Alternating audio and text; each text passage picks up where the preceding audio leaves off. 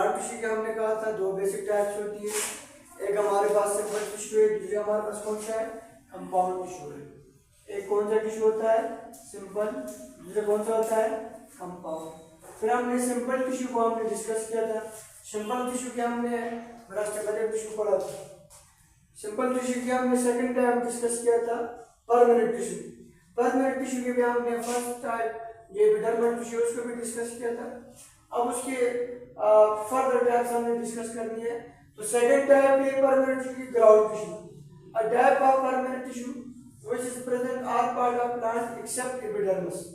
यानी कि ground tissue पौधों के ऐसे टिश्यू होते हैं जो एपिडर्मिस के अलावा बाकी तमाम की तमाम जगह पर पाए जाते हैं। ठीक है, it plays a basic role in plant life photosynthesis and storing food.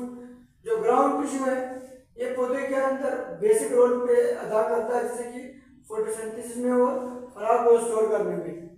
फिर ग्राउंड टिश्यू के मजीद दो टाइप्स हैं, एक को हम मेसोफिल कहते हैं, दूसरे को हम पैरेन्काइमा टिश्यू कहते हैं।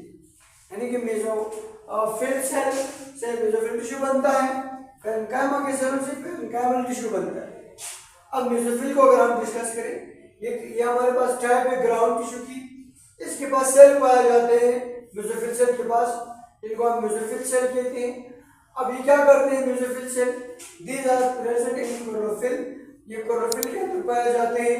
हेल्प्स इन एब्जॉर्बिंग सनलाइट, ये सूरज की रोशनी को जज़ब करने में मदद देते हैं। जब ये सूरज की रोशनी को जज़ब करेंगे इनसे क्या होगा, फोटोसिंथेसिस होगा, खुराक बनेगी। जैसे कि हमारे पास यहाँ पे ये मेसोफिल टिश्यू है, ये सन से सनलाइट सूरज से सनलाइट को एब्जॉर्ब करता है, एटमॉस्फेयर से कार्बन डाइऑक्साइड को और सॉइल से वाटर को।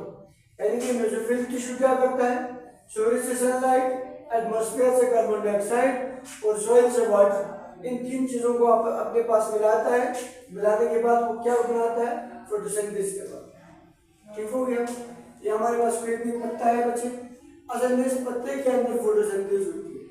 फोटोसिंथेसिस होने के लिए इसको मैंने एक सेल को बड़ा करके बनाया है। ये अपर एपिडर्मिस है, ये लोअर एपिडर्मिस है। ठीक हो गया।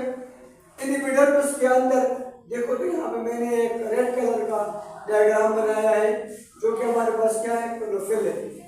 इस क्लोरोफिल के अंदर एक और स्ट्रक्चर है जिसको हम क्या कहते हैं, बेसोफिल कहते हैं। ठीक हो गया। अब बेसोफिल के पास एबिलिटी होती है क्या करवाने की, फोटोसिंथेसिस करवाने की।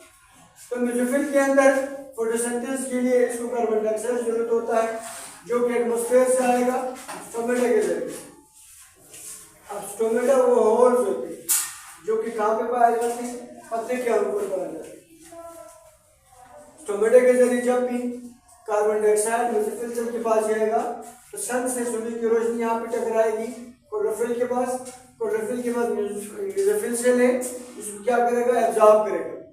अब जो बाहर से कार्बन डाइऑक्साइड अंदर आई है, सन से सनलाइट आई है और जाइलम के थ्रू जो वाटर जा रहा है पत्तों के अंदर, उसको मिलाकर ये मेसोफिल सेल के अंदर क्या बनाएगा, ये क्लोरोफिल की मदद से फोटोसिंथेसिस करवाएगा।